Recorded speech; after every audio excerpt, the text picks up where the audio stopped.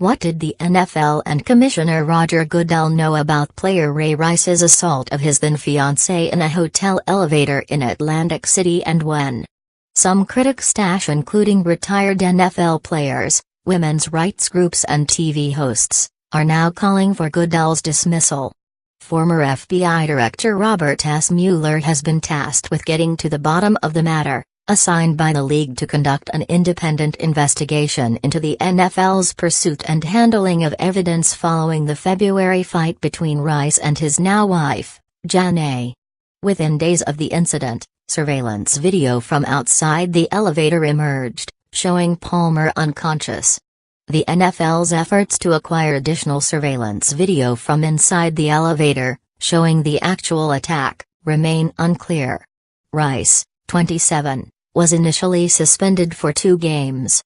But after the second video was released by TMZ.com on Monday, showing Rice punching his now wife, the Baltimore Ravens terminated Rice's contract.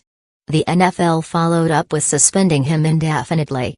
According to a Wednesday report by the Associated Press, a law enforcement source sent video of the attack to the NFL 3 months ago and played a voicemail for the app of the source's phone call to the NFL, in which a woman acknowledged receiving the video and saying, "You're right.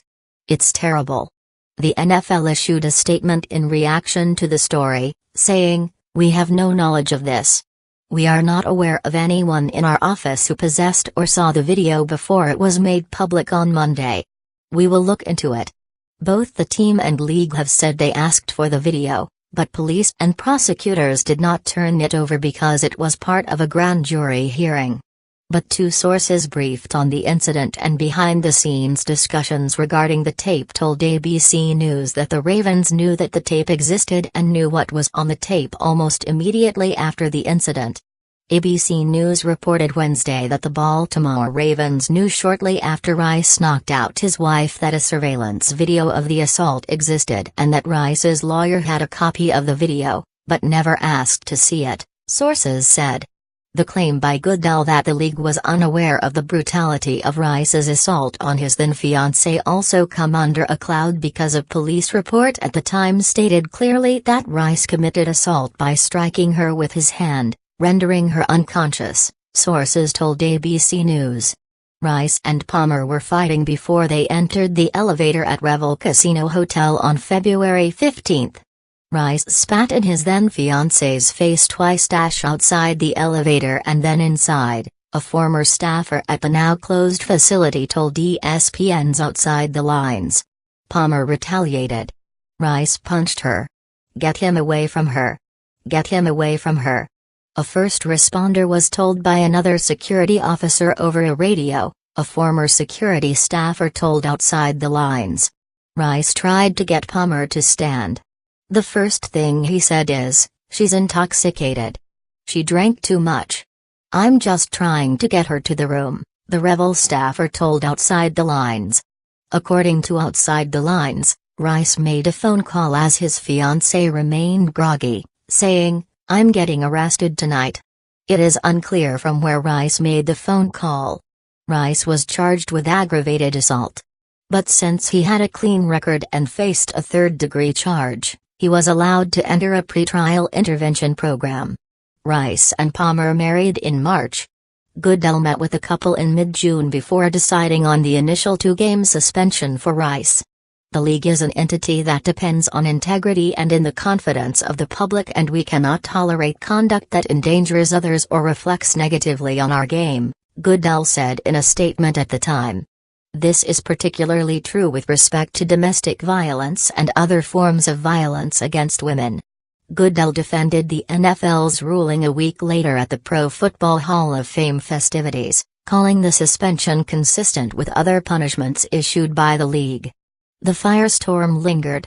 On August 28, Goodell changed course, outlining a 6-game ban for league personnel who violate the league's policy on domestic violence. "I didn't get it right. Simply put, we have to do better. And we will," Goodell wrote in a memo to NFL owners. Less than 2 weeks later, the second video surfaced showing the attack from inside the elevator, a knockout punch, Palmer's head hitting a banister, her body limp. The criticism reignited, with more force and fury and questions about how much the NFL knew and when. Goodell discussed the second video in a Tuesday interview with CBS, saying the clip was never provided to league officials. "We assumed that there was a video. We asked for video. But we were never granted that opportunity," Goodell said. Now, former players are calling on the NFL to act. If Roger Goodell won't resign, put him on leave of absence pending outside investigation. "NFL fans, players and sponsors deserve that," London Fletcher wrote. Longtime Eagles running back Brian Westbrook was also critical. "Being a leader is not a part-time job," he wrote on Twitter. "If Goodell holds the players to a high standard, he should be held to that same high standard." National Organization of Women President Terry O'Neill is among Goodell's most vocal critics. "The NFL sets the example for college, high school, middle school and even elementary school football programs. And the example it is setting right now is simply unacceptable," she wrote in a statement. ESPN's Keith Olbermann also called for Goodell's dismissal during Wednesday's episode of Olbermann, comparing the NFL's efforts to acquire information in previous investigations into the Patriots' Spygate scandal in 2007 and a Saints bounty system, when evidence was gathered from non-law enforcement sources. "Your guys seized video in one case and interpreted vague sideline video the way you wanted to in the other," Olbermann said, addressing Goodell. "But the images of Ray Rice brutally knocking out his wife, symbolically knocking out every woman football fan in this country, symbolically knocking out every woman in this country, either you're still waiting for the nice policeman on the corner to walk you home and give you that tape, or your office has reportedly had it all this time and they didn't tell you about it, or you are lying about it.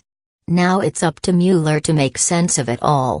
Mueller's investigation will be overseen by NFL owners John Mara of the New York Giants and Art Rooney of the Pittsburgh Steelers. And the final report will be made public, the league announced. Mueller, 70, served as director of the FBI from 2001 until 2013, and is currently a partner in the law firm of Wilmer Hale. He is based in Washington, D.C., but with Mueller's appointment, a new question has emerged: can the investigation be truly independent? Mueller's firm has helped negotiate the NFL's Sunday ticket package with DirecTV. The firm has also represented Washington Redskins owner Daniel Snyder, and several league executives previously worked at Wilmer Hale.